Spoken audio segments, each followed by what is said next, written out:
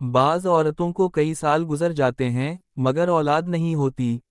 کبھی حمل ٹھہرتا ہے تو ضائع ہو جاتا ہے، یا بچہ پیدا ہو کر کچھ عرصے میں وفات پا جاتا ہے۔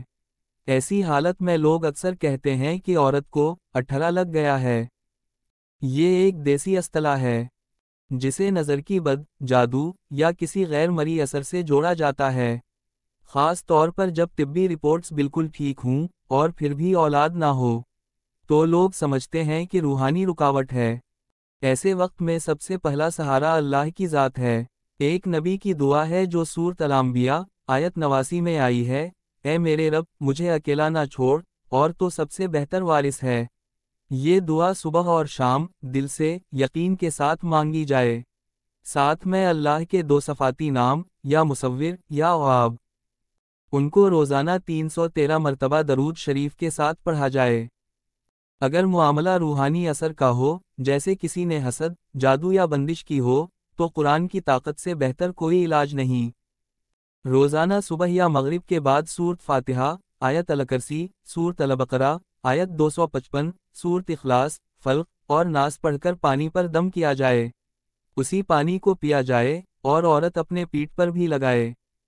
ساتھ ہی ایک اور اہم آیت ہے جو جادو کے توڑ کے لیے پڑھی جاتی ہے، یہ سورۃ یونس آیت 81 اور 82 میں ہے، اللہ باطل کو ختم کر دیتا ہے اور اپنے کلام سے حق کو سچا کر دکھاتا ہے، چاہے مجرموں کو ناگوار ہی کیوں نہ ہو۔ اب بات کرتے ہیں دیسی علاج کی۔ ایسا علاج جو جسم کو طاقت دے، رحم کو مضبوط کرے اور قدرتی توازن بحال کرے۔ ایک آزمودہ نسخہ ہے۔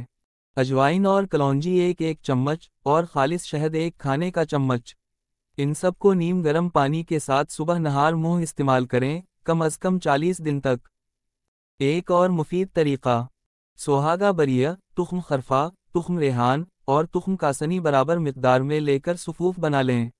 حیض ختم ہونے کے بعد 10 دن تک روزانہ ایک چمچ دودھ کے ساتھ لیا جائے۔ زیتون کا تیل اور کلونجی ملا کر روزانہ استعمال کرنا رحم کی اندرونی صفائی اور طاقت کے لیے بے حد مفید سمجھا جاتا ہے۔ استعمال سے پہلے اپنے قریبی معالج سے مشورہ کریں۔ یہ نسخے اور علاج طبیعت و مزاج کے مطابق مؤثر ہو سکتے ہیں۔ یاد رکھیں، دوا، دعا اور یقین، یہ تینوں ساتھ ہوں تو انشاءاللہ خیر کے دروازے کھلتے ہیں۔